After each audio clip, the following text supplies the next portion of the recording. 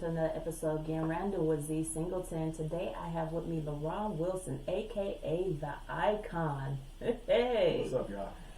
So basically, he's a seasoned MMA veteran at this time, and he also is a coach at Mount Sac College in the beautiful Walnut, California, along with University of Laverne, and also at the UFC gym in Rosemead.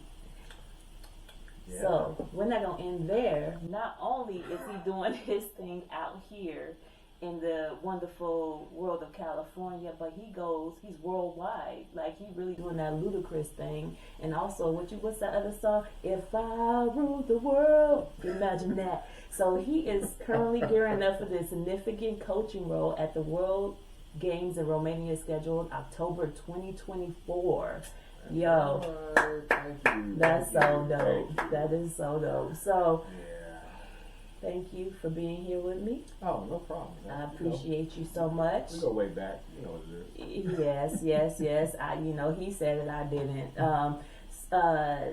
Actually, yeah, he's like a big brother. I try to make this season 2 of me not saying nothing of how I know a person, but just giving them their flowers, and also just making sure, y'all really hear the story that's coming from them. Right. So, you grew up in Fresno, California. Correct. And born and raised. Mm-hmm. How'd you get out of there? That place is kind of like a death trap. Like, I'm one of the few that actually got out, stayed out. Well, basically college, Right. You get out and, I got pulled back in because, the football team dropped their program. And then I went to a couple of years of JC and got back out. And I stayed out. So. Oh, wow. What school did you go to where they actually... Originally Long Beach State. Oh, really? Mm-hmm. Yeah, that's interesting. Didn't know that. Yeah, I knew. Yeah, I mean, that's why we here today, because I don't know. There's stuff I don't know. Right. So, like, really, being in Fresno, California, like you said, is a dead trap. What really influenced you to go into sports? And my grandmother literally just put me into sports to just keep me from just being at home, or just to keep me occupied with things, because I was raised by my grandmother. So, she just kept putting me into sports, seeing what I liked, and I was good at all the sports. But once I got to high school, I just picked 2. So I picked track and football, and I was all state, and whatever, and I went off from there. Oh man, that's right, because you took them to the NCAA Well, I was American? in college. Yeah, we won national championship in track and 2-time All-American in college. I was all state and JUCO. Yeah. Okay, and that was at University of Laverne. That was Laverne. Oh, that was at Laverne. Yeah, Okay, Laverne. so yes, how does that feel to once be a student and then turn around and be a coach for them? I mean, being a coach and a professor there is pretty chill. They kind of let me do whatever I want. You know what I'm saying? I kind of have free will. I mean, I'm not gonna do nothing crazy, but whatever I ask for, I usually get. Almost everybody still works there from when I went there. Oh wow! Yeah, so dang, ain't that kind of aren't they looking ancient? Most of them about to retire, but okay. Me and Durant, kind of holding down the tent. So and who's Durant? Coach Durant, Matt Durant. You remember Matt Durant? No. He was my roommate. Oh, he was your roommate? Yeah. Oh, okay. And you got, is he the one that brought you back around, or? No, Paul Alvarez did. He was the department chair head, but when I went to school there, he was the my athletic trainer. So one day he knew I was doing the MMA thing. He wanted me to come through and show a demo to the kids in the kickboxing class. So I went and did a little demo for the kids, and then he asked me, "Hey, could you interested in teaching?" I was like, "Sure." Oh wow! And that's how I got into teaching. So at Laverne. So what is it that you teach at? Oh, at Laverne, I teach activities, some of the martial arts classes, weight room classes, stuff like that. Whatever they ask me to teach. Yoga, anything. You teach yoga? Yeah, I'm certified. Oh wow! What else are you certified in? Appropriately, I'm not like there's no innuendos in that. I'm literally asking you. Oh man, yeah. The yoga. I mean, what you need to be certified: yoga, floor Pilates. Everything else. I just have a resume from MMA, so I can teach jiu-jitsu. I'm a second-degree black belt in jiu-jitsu. I teach kickboxing. I do all that because I used to fight MMA. So yeah. Right. So who or what inspired you to go towards MMA? Because I get it that you did track, you did football. your grandmother, may she rest in peace. She, she pretty much started that for you in that process. So what got you to the point of like MMA? I know there was a point when I very first met you where like there was like, how do I put this, impromptu wrestling fights at the University of Laverne, and y'all would just choose this one area where there's a bunch of mats, and you guys, I wish I had that picture. I remember taking it, and and everybody was like, ooh, and dressed in like belts and just really. Yeah, we were doing that for fun, but it was also for the. You remember we had the college TV station, and remember much of us worked for the communications department, so we would just make that stuff, and then late at night we put it on. Nobody really know unless they were watching Channel 3. Right. You know? But, hey, you know what? And that's where it started. Yeah, that's where it started. We were just being clowns and bored and just trying to figure out what to do. You know, Laverne's kind of a small town, not much to do. So we were just being creative and trying to, do something where everybody get a good laugh. So I guess it did the job, It's making me laugh now because I just pictured just how everyone looked. That's when one of our boys actually had hair still and everything and looked like The Rock all the way. Yeah. So how did, where did it, I know where it started, where the dream started, but how did it proceed to where you basically got a certification in it? Well, you don't really get a certification, but I get what you're saying. I was once I was done with Laverne and I was done playing football and stuff. I went to Mount Sac to get a certification for personal training. We have a personal training certificate program that's like a year. So while I was there, I was like, let me do something just to stay in shape. Like my late 20s, early 30s, and I was like, I took a kickboxing class, and that's kind of all started. Oh. Just from one class. Then they were like, you're pretty good, and why don't you try this? And I did try that, and you're pretty good, why don't you try that? And then next thing you know, I'm fighting in front of a bunch of people.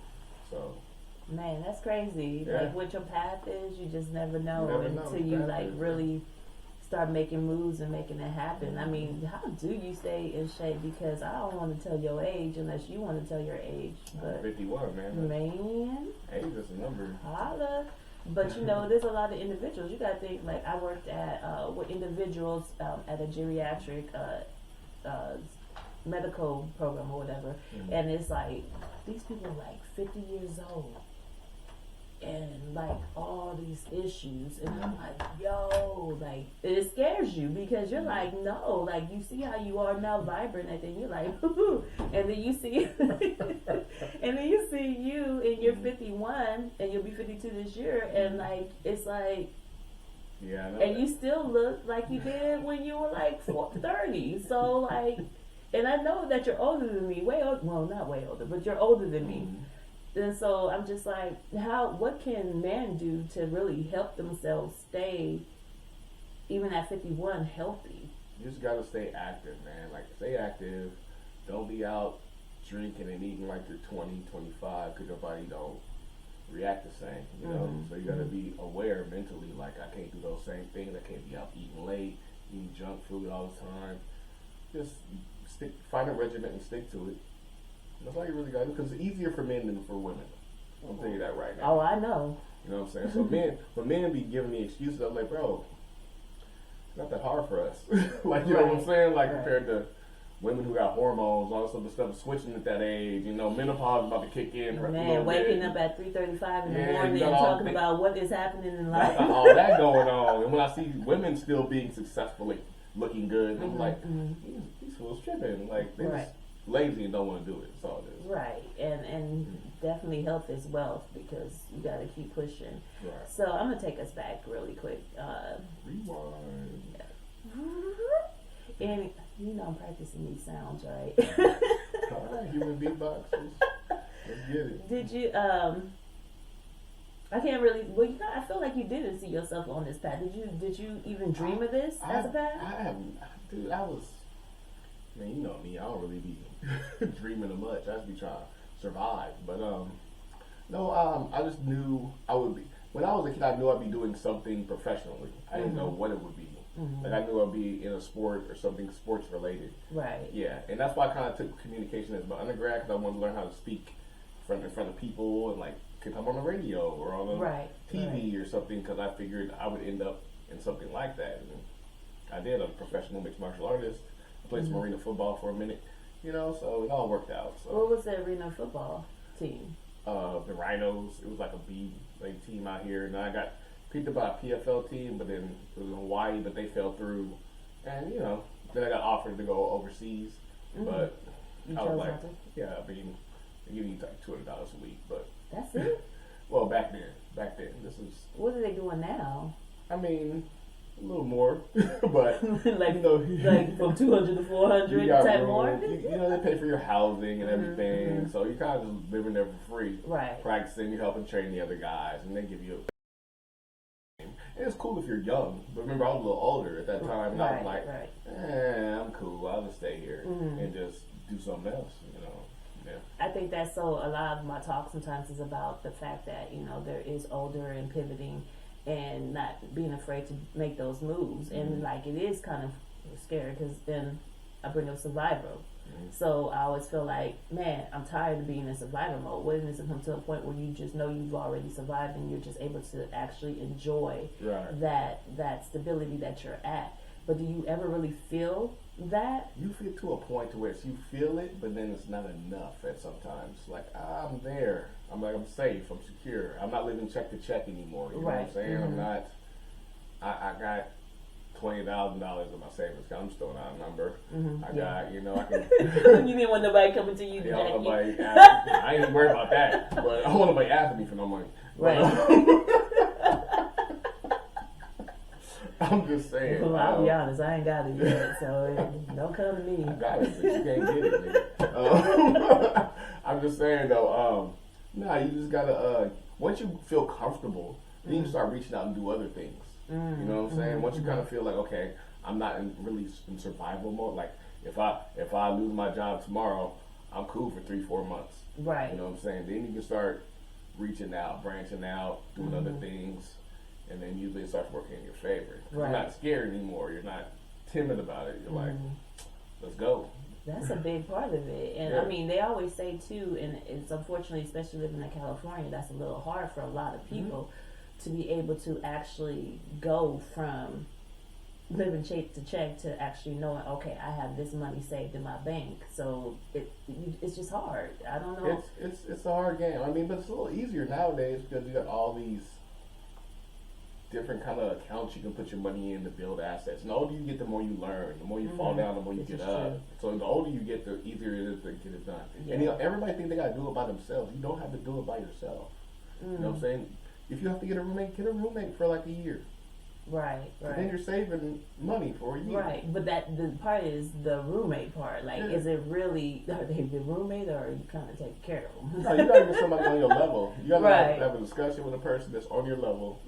It can be a guy, girl, transient, who cares? Right, exactly. As long as they can do their part. And this is a mission for both of you for 1 year to save money and get your stuff right. And then y'all can go your separate ways. But you got to be on that same mind.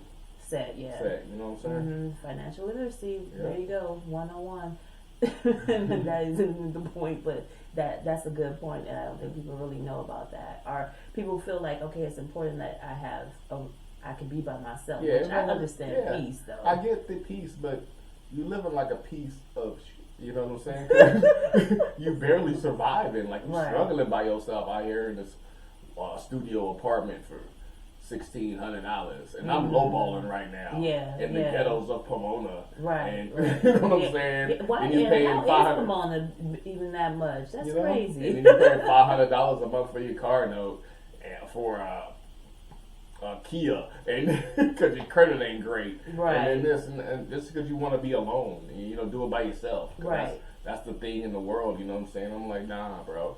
Take a couple of steps back so you can take a leap forward. Hey, I'm with that. Look, I'm in my head. I'm saying, amen, amen, amen. You better listen to that, man. So pretty much, okay, we're going to go back to your coaching and everything. Just kind of like, what were the struggles that you faced with, I guess we kind of hit it when we talked about survival and everything, being in that mode. But what other struggles have you seen being like kind of in like the whole coaching field and the MMA field, like injuries and stuff like that? Yeah. Like if you're an athlete, I mean, and when I was fighting, this is like 10 years ago. I was active.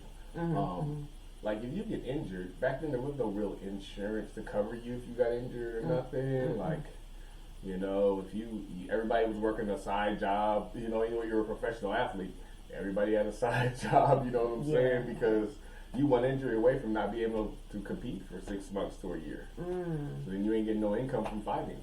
So now what? You know what I'm saying? So everybody had a little side job or something. So that was the thing, You always had to have something else. Okay, so you had something else. Yeah, of course, I always had something else. Hey, I don't think any of us ever really had just one job. It was always something to keep, like, if this goes away, I know that this exists. I got something to fall back on. Right, and now you look at you. Now I'm cool, I ain't worried about nothing. Right. Well, you worried about something, but I ain't worried about that. Right. So when you think of like, well, I guess, do you have struggles with being an athlete? Like between an athlete and being a coach versus a coach? The difference between being an athlete and a coach is you have the same stress. You still have the same hours. You got to be in practice. You still got to go to these events. You still got to be there for the time. But when you're an athlete, you're in control of you. When I'm a coach, yes, I'm supposed to be over you and control you, but it's like having a broken controller on a video game because they don't always listen to you. Right. You know what I'm saying? So it's a different kind of stress. You know what I'm saying? Not the same kind of stress. It's a different kind of stress. It's pressure too, because as an athlete, you have that pressure, especially if you're good. That people are looking at you to always do what you do, always win, always be 100%. But here's the thing: no athlete is always 100%. I've never competed fully healthy. Really? I've never been one time I was 100%. Felt great, no injuries, no not hurt at all. Right. One time, out of 20 professional fights, one fight. And that's most fighters. There's always something wrong with them. But they can't let you know that. You know what I'm saying? Something's pulled, anything. Something's out of place. Right. They have a herniated disc or something in their back or a knee or something. See, and that's crazy because at the end of the day, that's probably a part of why, at the same time, your career ends up being like kind of shortened. What did you say? A lot of guys' careers are short. Yeah. And it's also how you fight, Like some guys fight head up, nose to nose, throwing blows, taking punches, giving punches back. Usually their careers aren't that long. And then when they're done fighting, they're not the same person. Me, that wasn't my style. I'm going to hit you and do my best for you not to hit me. Isn't that the goal, though? That's the goal. Like some people don't punch me, I punch you. Some people just like stand toe to toe and throw punches and kicks and stuff. I'm like, all right, that's cool for you, but I have a brain. I got degrees. I got college degrees. I don't need to stand here. I don't have to do this. Right. Like, this is a part of some I'm good at this. I don't have, a lot of these fools have to do this because that's all they know. My whole thing was, I don't have to do this. I guess, it's all about your mindset and what it really is for and everything. Which I go back to even with the coaches, the pressure for being a coach. Because you got to make sure that this person is at top notch and is making sure that they get wins. Because if they win, you win. Yeah, I literally came from a tournament over here. My guy won 2 divisions, undefeated for the tournament. Oh, well, congratulations to him. Okay, that's what's up. Good job, Ryan. Keep it up. Yes, that's dope. So I'm gonna keep on skipping because I realize we keep talking, and the more we talk, we keep hitting the things that I want to ask you, and I'm like, there's no point in repeating to myself. I know I could do it, but I don't want to. Right. So, what is the biggest thing you tell those that you coach, or that you hope they would get from you? Because actually, this is not different because what you say and what they actually perceive is always like different. Have some accountability, man. You know what I'm saying? For what you want out of this, be on time. Like, if you say you're going to do something, go do it. You know what I'm saying? If you can't make it, call the coach, text us something. Just don't be unaccountable. Have some urgency. Act like you want to be there. Like, the more urgency and accountability you have, the more I'm going to put in you. Because I have a ton of athletes. Right. Like, and if you're just talented, yes, I've noticed that, and I'll give you a little push. Mm-hmm. But if you think that talent's also going to get you by, it's not. You got to work hard. You got to work just like everybody else in the room. Right. If you want to stay ahead of everybody. I'm guessing you get that a little bit, a lot. A lot more now than I used to. I think it's this generation. Yeah, but once again, I got kids like Ryan who's out there. I gotta tell him to go home sometimes. You know what I'm saying? Right. So I do gotta. I ain't gonna blame it on the whole generation. Right. You know what I'm saying? Mm-hmm. It's just society. You know what I'm saying? Makes kind of. Oh, you just kind of got it bigger. I went generation. You went society. Yeah, it's just how society is. I'm not gonna blame them kids for how. Well, literally, we kind of guided them that way. Our generation. Is it our generation? I mean, that got them like that? I don't. We who in charge now? Us. But okay, so I get the whole like half, like don't put it on all of us, because I know I used to be very hard on the kids that I worked with. It was like no joke, like you know what, I can sit here and coddle you, but I don't feel that's gonna help. We were hard on those kids there, but those are like the millennial kids. Right. Now these other kids, we kind of like, honestly, like we not as hard as we was on the millennial kids. This is true. You know what I'm saying? But it's also society makes things easier. Media's getting faster, travel, AI, all this stuff. Everything's just getting easier. Everybody's getting lazy. Everybody's getting lazy. It's not their fault. They weren't born in the 80s or the 70s or 90s. True. They're just born where they are, and everything's just easier to live. Right. So I can't really blame, it's parents' fault. I mean, yes, kind of, but it's also just society as a whole that made life easy. And when your life gets easy, we get weak people. Then those weak people get in charge, then we have our times. And then we get strong people again. So we're just in the middle of BS right now. I hope we get strong people again, because I'm a little concerned. You have to, because the weak will die off. You're right. Okay. I'm going to leave it alone, because they going to be, who you calling weak? No. Calling you weak. Look at. And then once again, like I said, fit, dog. Like I said, that's not all the kids. Because like I said, I have kids that are really out there nose to the dirt, you know what I'm saying? So I can't say it's all kids. That's crazy. Right. But then, just thinking back, it was like all of the kids had their nose to the dirt back in the day. Yes. Now it's like a few got their nose to the dirt. But it's like, once again, I'm not going to blame them directly, because it's just society made them that way. Right. Yeah. It's up to them to, now, once they get a little older, to figure it out and get after it. So I mean, that's the hope that happens, and it's yeah. unfortunate because I think that it becomes a let's do an easier way out, and those are the ways that you hope people won't take. Yeah. As far as the easy way out. So where have you traveled? I've been to every continent but Antarctica. So I've been to Africa, I've been to South America, Central America, Canada, Mexico, Europe, all of Southeast Asia, Japan, Australia. You said Brazil? South America. South America. Oh, you said South America. Sorry, I missed that. I haven't been to Brazil. I've been to South America though. Okay. And would you say their fighting styles are like ours, or are they better, or? I mean, nowadays, because everything's everybody's kind of a mix now, literally a mix, because you have this media stuff and everybody can see each other train on Zoom and all this other share ideas and get it right. So it's everybody's kind of a mix now. Yes, Brazilian Jiu-Jitsu is the base of there. They also got very good strikers out there, so it's kind of like here. Well, honestly, the mecca of MMA is Southern California. All your best fighters live here. Oh, really? In the world. I never knew that. Southern California has your best fighters. They might not live here, but they train here. Okay. So everybody comes here. Why do they come here? Weather. And they mad right now? It's California. Bro, it's terrible in other places. If it's bad here, it's terrible everywhere else. That's how you gotta look at it. do agree. Yes, so, yes. That's how you gotta look at it. But no, it's just it's California. All the main fights are, because Vegas ain't that far. A lot of fighters live in Vegas. Florida's a good spot. Texas is a good spot. That's where you're gonna find most of your fighters. You know you have to think, like, Florida's right there, so right everybody, there for the Southern, yes, so everyone Florida's comes over. Probably the second best hub to find fighters. Okay, all right. And so, what other differences do you see kind of in, like, just doing, because I'm very big, like, I would be like, man, people need to travel. They need to make moves in every type of way. They need to, because it's, like, it just opens your eyes to things that you didn't know, or you heard one thing from somebody else, or from the propaganda on TV, or you heard on the radio, and that's just that person's perspective. You got to get your own perspective.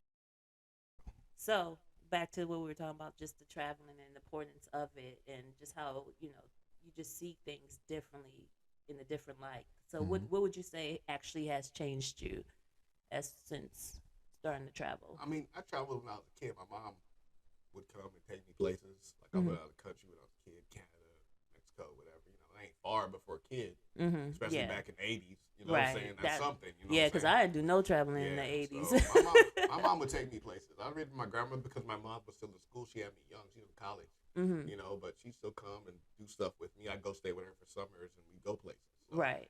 So I've always been accustomed to doing things, going out, seeing different things, different places, interacting with different people, different cultures. So as an adult, when I started doing it on my own, it kind of felt natural, Oh, okay. So yeah, so it just, I already had that mindset because I was instilled in me as a child. So. Right. So when did you really start traveling again? Because I know you said a child, but what would you say? Through college, they take us like just traveling the country because of track and football. You're traveling, going to places. Then doing MMA, okay, you're leaving the country, going somewhere different. And then coaching, also you're leaving the country, just taking you places, even if you didn't want to go. Right. That's where the fight is. You got to go. So you're learning. You're getting all this, I guess it's free travel knowledge because you're not paying for it. Right. The organization's paying for it. I would have become an athlete. No, I wouldn't have. But if I knew I could have traveled around the world for free, you still even got to be an athlete. You can be a manager, an agent or something, And you still get they still get to travel. You still get to go. Right. You know what I'm saying? So. Where do you see yourself going from here? I know. Well, actually, I want to ask you this. 10 years ago, you said you pretty much left the arena. What made you leave? Being 40 years old. That's it? That's why? Yeah. I always said I stopped doing that stuff because I'm 40. Like, what's the point? Yeah, I'm still better than most dudes, but okay, I'm not gonna get no title fights for nothing. I'm 40. They're not looking for that. You know what I'm saying? Right. I'm not gonna be no exhibition wild fight because that's what they really be doing with the older dudes. And they out there scrapping and it's cool and stuff, but that's not for me because once again, I don't have to do this. I get that part. I just focus on getting into the college, getting more classes. It all worked. I make more now than I did fighting, so just teaching and coaching. Wow. Yeah. And where do you see yourself? When? Just now, do you see yourself pushing to more? Like, I get it. Like, I mean, that's huge. You're coaching in Romania. Like, come on, like that is big. It's a big so, deal, where man. do you want to go?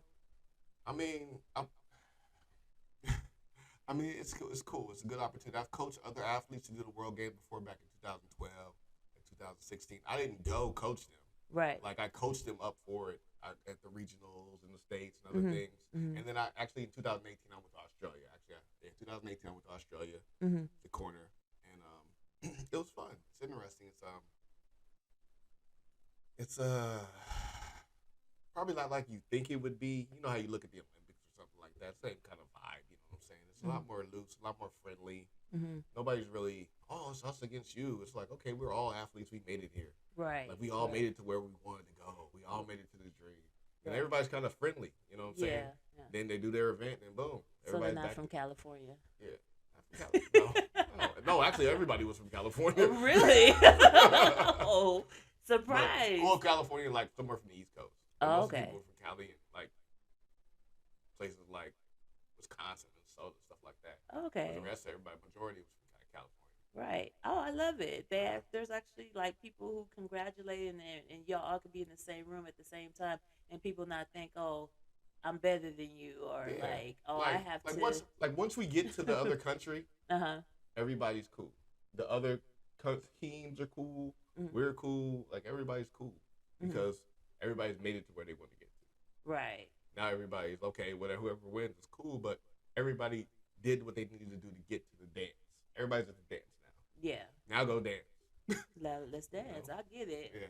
Yeah, I wish that was like everything in the world. Because, man, I don't understand why people are so competitive with each other. And it's like, yo, we all can eat together. Like, it doesn't have to be this whole, like, oh, that's my competition over there, so guess what? Let's get it. And like, this is amateur. Like, once again, Olympics and all that stuff, this is World Games. It's all amateur, basically. Like, nobody's getting paid for this. I mean, yeah, the coaches, we get flown out there and all that other stuff, but nobody's getting real money from this. Really? You're just representing your country. You know what I'm saying? Like, Olympics, nobody gets paid. You get sponsors, yeah, but the U.S. government not cutting you a check. You know what I'm saying? Yeah, right. So it's like, you're going to represent your country. And that's pretty much where you'll actually get the knowledge. Then after that, when you go professional, yeah, you got that on your resume. People know who you are now. And it's a big deal. So you're promoting yourself. You're promoting your country, yada, yada, yada. But, don't think people are out there rich because they made it to the World Games or the Olympics. That's absolutely not the truth. That's not the story. The story is afterwards. If with sponsors, they know who you are. Now, you win a gold medal, yeah, you might get a little something, but now you got to maintain that. What do you get? I just want to know, like, what do you get? Okay, so you get the acknowledgement, you get a little something. So what's that little something? You get a boost. Yeah. Like I said, if you get, it's different for every person. Right, you know what I'm saying? Like, everybody ain't gonna be like, what's the little girl name? Simone Biles. Can't everybody be like Simone Biles? Ain't everybody gonna get that loot? Not everybody gonna. How many Olympians are there? How many gold medalists are there? Who you know rich? Simone Biles. you know anything? That's the only name you got. The only name. You know anybody else? That after that? Any other gymnasts after that? No. It's always one though. Have you ever noticed? You got Dominique Dawes. You got this. You got that. Well, what happened to her? I mean, she old now. Who knows? I'm sure she still got it. She probably. Okay, I'm gonna leave it alone. Oh, that's so sad. Okay, yeah. I feel like it's always that one that has that success when it comes to gymnasts. And you don't ever hear one or two or three of them that you'll hear. Like, it's always one every couple of years. It's like, right. But that's like for everything. For track, Usain Bolt. Didn't matter who else was around him. Because red hair. Didn't even matter. You know what I'm saying? Nobody else even. Yeah, they're great athletes too. They're the fastest guys. You're the third fastest guy in the world. Nobody know your name. That's so horrible. You're the third guy. I mean, they know it during the Olympics. Right. They know it during that summer, and that's when you boost yourself and you can get those endorsements stuff. But any other time, they don't know you. Oh, that sucks. Unless you're really in the track. Now I feel like I want to know who the third guy is. He made the podium. That's what's important. He made the podium. His name. What about the fifth place guy? He's the fifth fastest dude in the world. Nobody knows your name, bro. Nobody cares. What is? Same goes for martial arts. Same goes for martial arts. Same goes for all that. Yeah. Yeah, nobody cares. You're not champ. Nobody cares. Because I think about here we go. Was it Ronda Rousey? Mm-hmm. Like, she was hot and then she was not. Like, well, she went to wrestling, WWE. So if you watch WWE, yeah, she's getting paid 3 times way more than she is. Way more than WWE. I mean, don't get me wrong. She got paid a lot in UFC. She got paid more than most of the guys. But WWE is just a bigger powerhouse. So let's talk about WWE. Is it real? I mean, getting beat up, getting slammed, getting thrown, it's real. I told somebody. They were like, that's not even real. Is it scripted at some point? Right. Yes. I mean, clearly, that sounded like a straight. No, never know with you. Anyway, excuse it. Why? That's why it's random. Anyway, but yeah, no, because I had to tell somebody. Like, I was like, nah, dog. Like, you hear those slams on the ground, and I'm sorry, I'm looking at somebody jump on the rope and come down and just bah, and it's like, yes, they're taking off. That's real. Like, like Scorpio Sky. He's like one of the high guys right now. Like. Me and him were homeboys. Like, I hung up with him like 2 weeks ago. He's talking about all the injuries he's had because they really be taking shots. And he used to fight MMA and he was never injured. Really? And then get to the WWE. And you get to AEW or WWE or Impact, one of the bigger industries. Right. With like New Japan, anything like that, you're taking shots, man. Even the lower, it's rough. You're out there getting hit with chairs and tables, going through tables. And those tables are real. Those chairs are real. It's not foam. You know, they might not be hitting them at 100% strength, but Let me hit you with a chair with 50% strength. No, because I remember when I was, I don't know how old, and you sat there and dropped me. Rock bottom. And and it hurt me so bad. I felt bad. Yeah, I remember. I felt you. You felt bad. You Sean Russell though. So. Look it. You got if you're gonna hang with the big dogs, you gotta try to be your pup. Hang with the big dogs. That's what it felt to. Y'all gave me the feeling of knowing what big brothers felt like. That's what and that's what I appreciate. And I just wish I took that knowledge with me. That was my mistake. I completely forgot about everything else that I was taught by watching you guys, but hey, it's all good. So basically, we are at the final round of this whole conversation. Okay. So this is the random part. That's my random jar.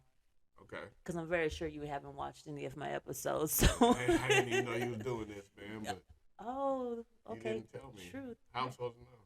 It's on Facebook. It's on all medias. I might be old, but I don't be on Facebook like that. You be on IG? Yeah. Oh, Facebook for old people. I said IG. IG is not for old people. I said Facebook is for old people. Yeah. Facebook is, but you know what? A lot of people still be on there. Actually, Facebook is more for family. That's what I was say. I will agree. Facebook is more for family. Instagram just for ridiculousness. TikTok's for kids. Yeah, I'll be on that too. I'm on all forums. I'm on all forums. If you don't keep up with what's current, then you get old. I agree with you completely. 110%. You can't retain new knowledge. You're old. Just knowing. Yeah. It's like you're basically saying, I don't give two shits what you say. Like, right. I'm here. I'm stuck in my ways, and that's it. Yeah. And I'm just like, nah, I'm good. Yeah, like, I don't be on time, but I got no users. I can see what's going on. You just got to stay relevant. You got to stay with the times, or that's when you get old.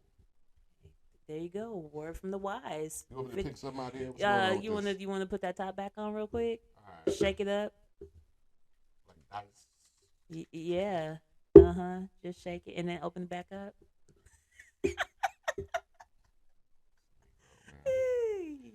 Now pick it out. So you're basically gonna pick a question. We're gonna talk about it, and we ain't gotta talk long about it, but we will talk about it. Let's go.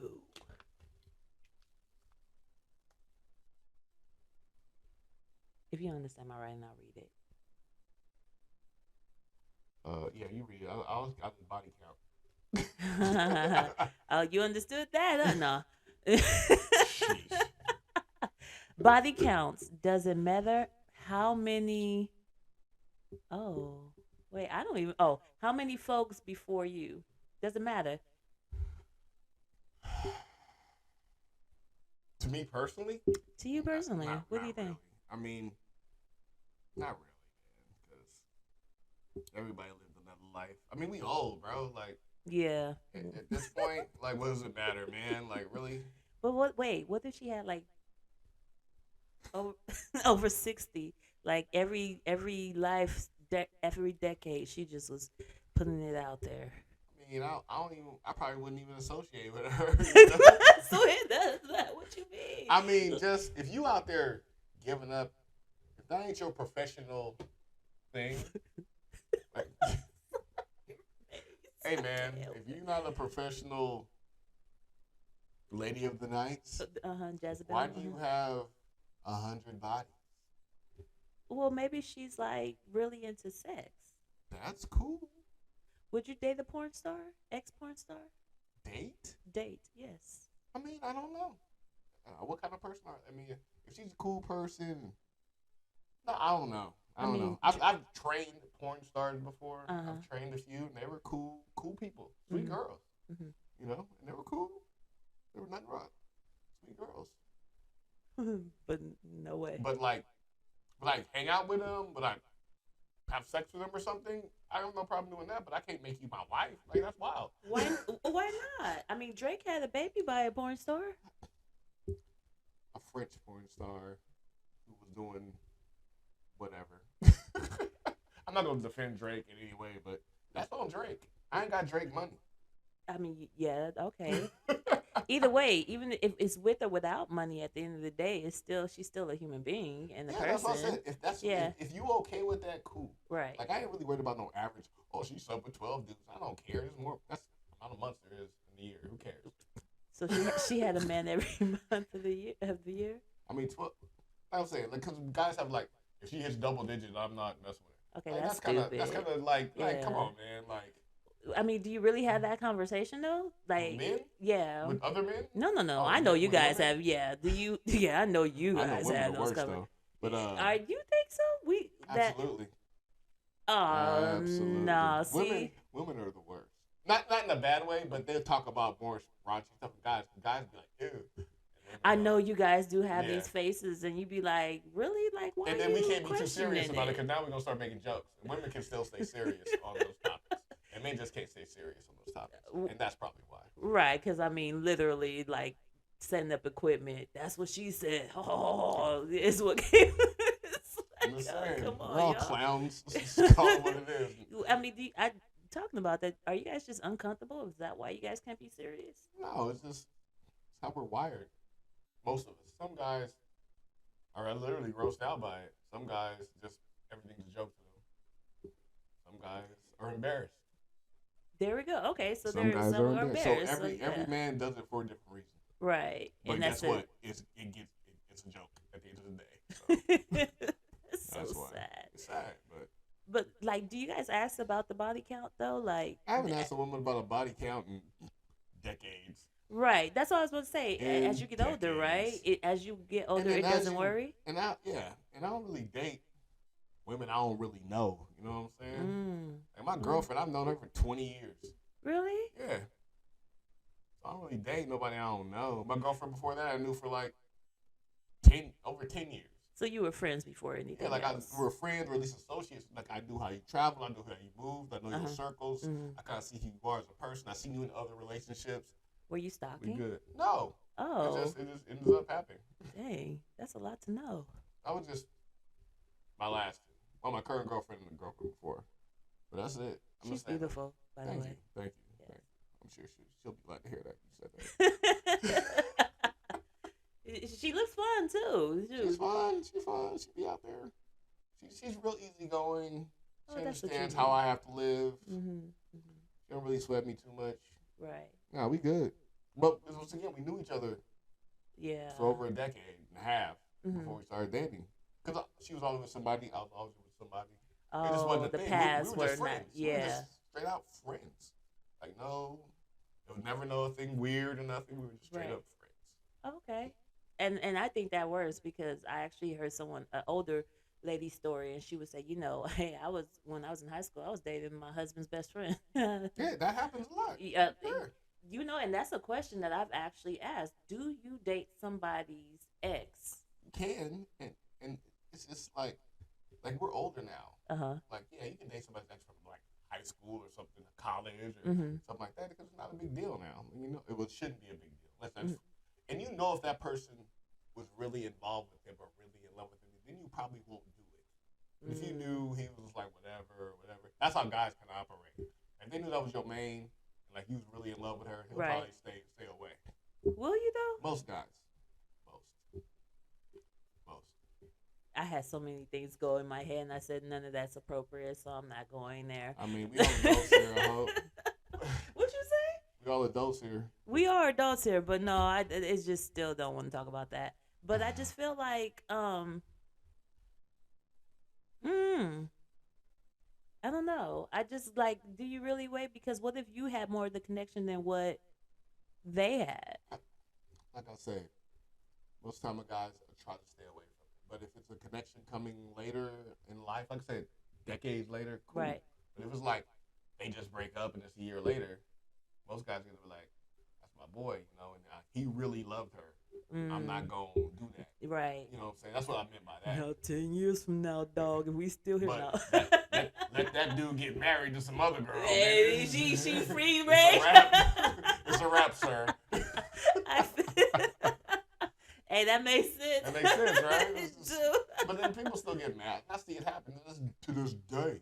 I still see fools get mad about some guy dating some guy he dated, some girl he dated in college or high school or something. I'm like, but dog, you did it. I mean, like, how long ago was that? And did you really care about her? And then and all this other stuff. And like if you got a kid with her and all this other stuff, that's right. cool. I get that. You know, like yeah, be mad at me, but you ain't got no kids together or nothing like that. Right. You ain't even met her parents. She just dated her for 3 months and bounced. Like nobody cares, bro. Nobody cares. Get out of here. You're right. And some people, that's what you call being, what's that word? Possessive? Mm-hmm. Unnecessarily possessive. Yeah, gotta get over that. Move on. All right, we got time for one more question. Let's go. You ain't gotta shake it up. Just pull it out. That's what she said. Yeah. I was waiting for it. It was gonna come. Gotta wait. Watch the way I say stuff.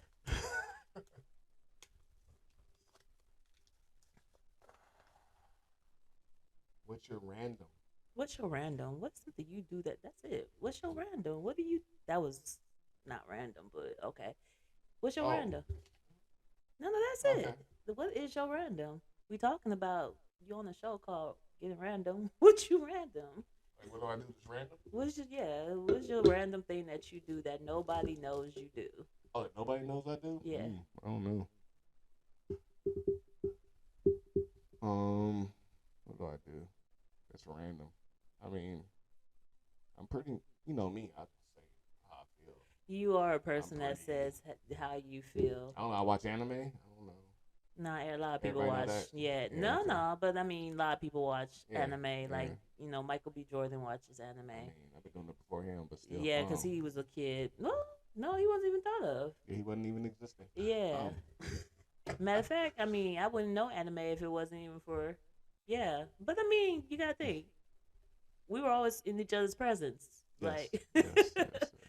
I was a baby. Yeah. So that was nuts. Anyway, let me think. What else?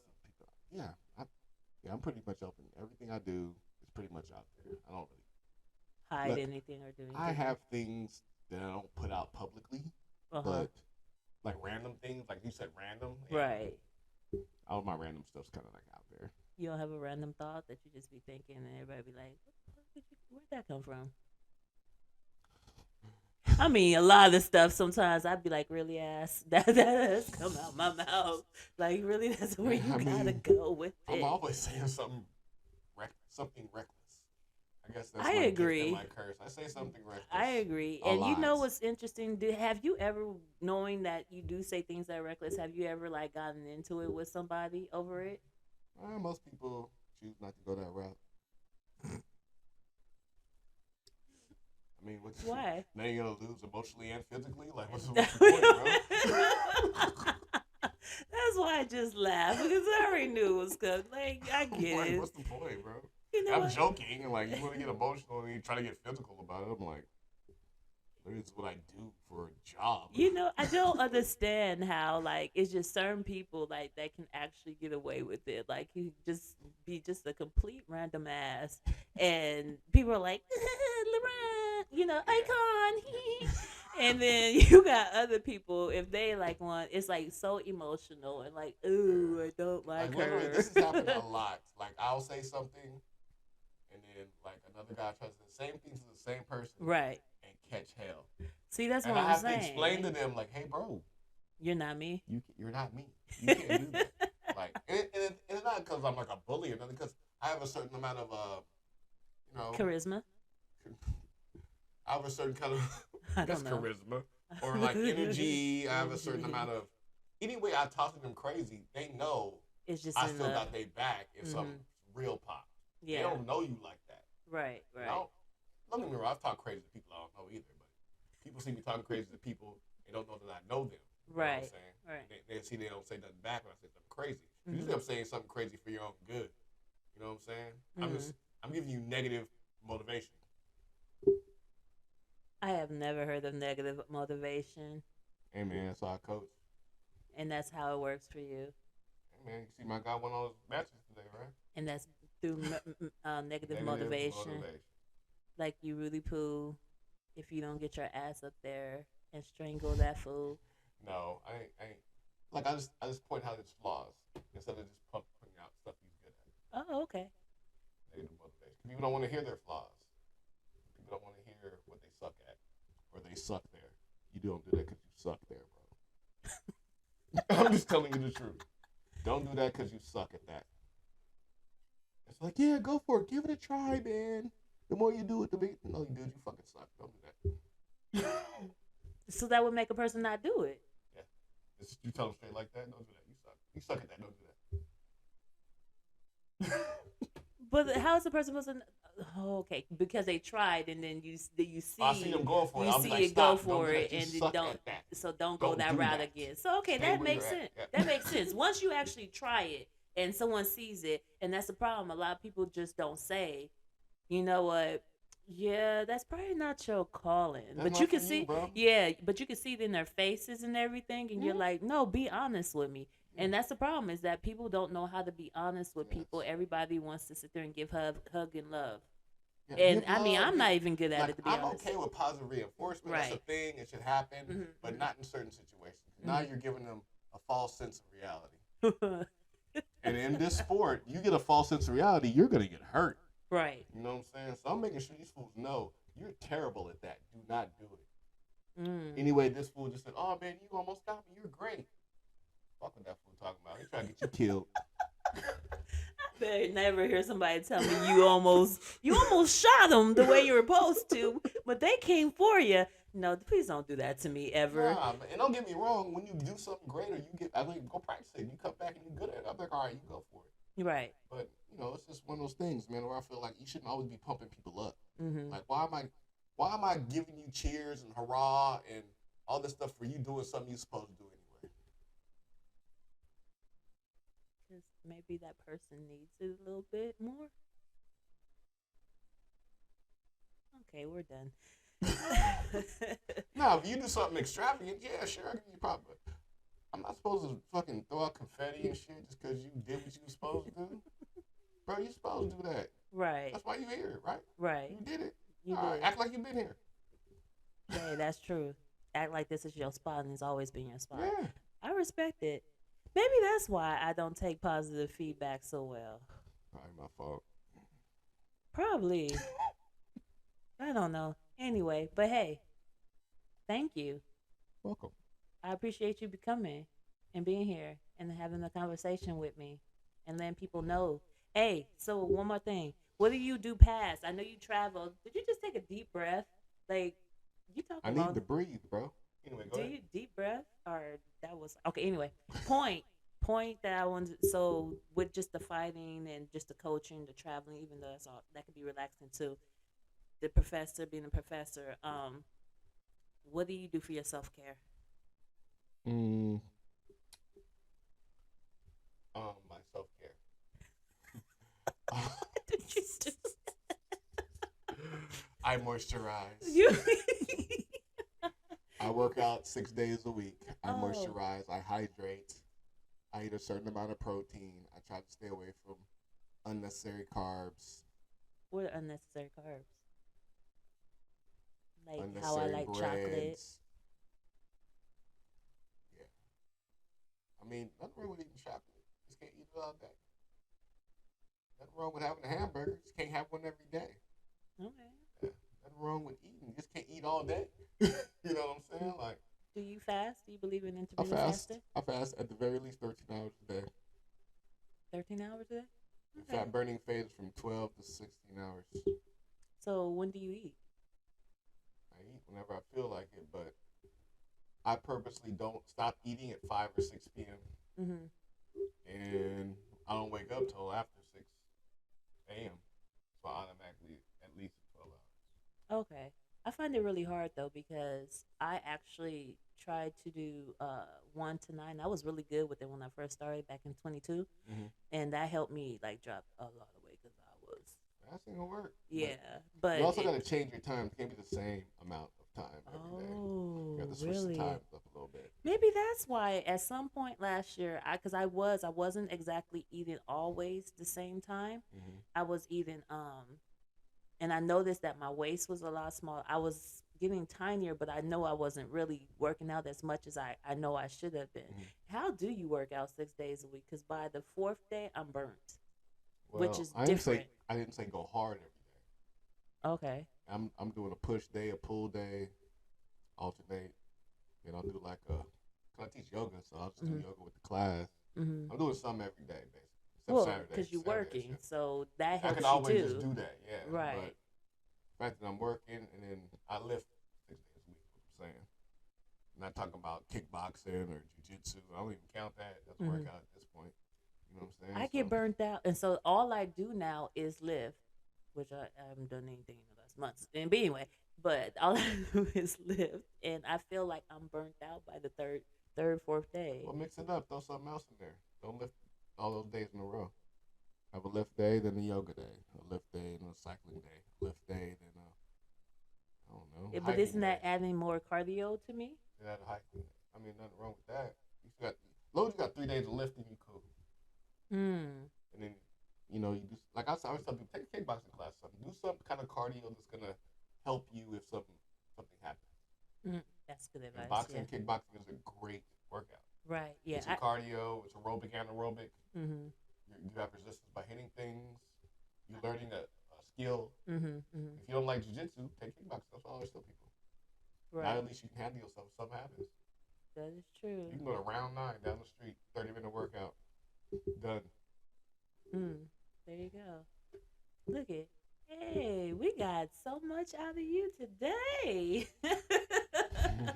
So, okay. Well, how can people reach you or find you? A couple of ways. You go to Bezerk8, Bezerk8 on Instagram. You can go to the Guild MMA on Instagram. You can, type my name into Facebook or any other social media app and it'll pop up. LeBron Wilson. Liron Wilson. AKA Icon. And you know what? We did. I don't think they saw that. But anyway, but also what I didn't bring up is that he likes to rap. I can rap. I said you likes to rap. That's all I said. I ain't rap seriously in decades. I mean, we did that little song last year, but yeah. Oh, with your video? I saw that. When we were in Colombia. We was in Colombia, like, listen to the video. And we was like, all right. So you just did that with the iPhone? No, my homeboy, he's rest in peace, Mike. He passed away a couple of months ago. But he was a videographer and all that stuff. So wow. that was like his job. So we were all going to go to Colombia for a trip. We go like every year. We go to Colombia or South America once a year in June. And we was like, I don't know what we were doing. I don't know why this came. Because last time we went, there was guys always rapping out there. You know oh, really? All these, you go to Cartagena or something, there's this little group of guys rapping and they want money and stuff. Right. So I was like, let's make a video out there next year. So then, like, a week before we left, we were at Mount Sac, and there was a couple of us, and we were like, hey, let's write a rap real quick. And I had Daryl Pope, the Blue, send me a beat. Is he doing beats? Yeah, he does beats. Oh, wow. Nate Dogg's cousin, you know, R.I.P. again. But, so we got a gang of beats. So he sent me a beat, wrote our rap, we laid that track. Smooth. At Mount Sac in the studio. Next week went to Columbia, recorded it. It was all. That was it. That was it. It was pretty funny. Where can people find that video? It's on my Instagram. It's on my Instagram page. Okay. Yeah, it's on my Instagram page. Well, all right. So that's a wrap up here. So I wanted to go ahead and say thank y'all for watching. Check me again and whoever my guest is for another episode next week, Friday, 12 p.m. on YouTube. As always, we are on YouTube. I don't know what I had to tell y'all. But give love, give a hug, love yourself, if anything first, and stay rad.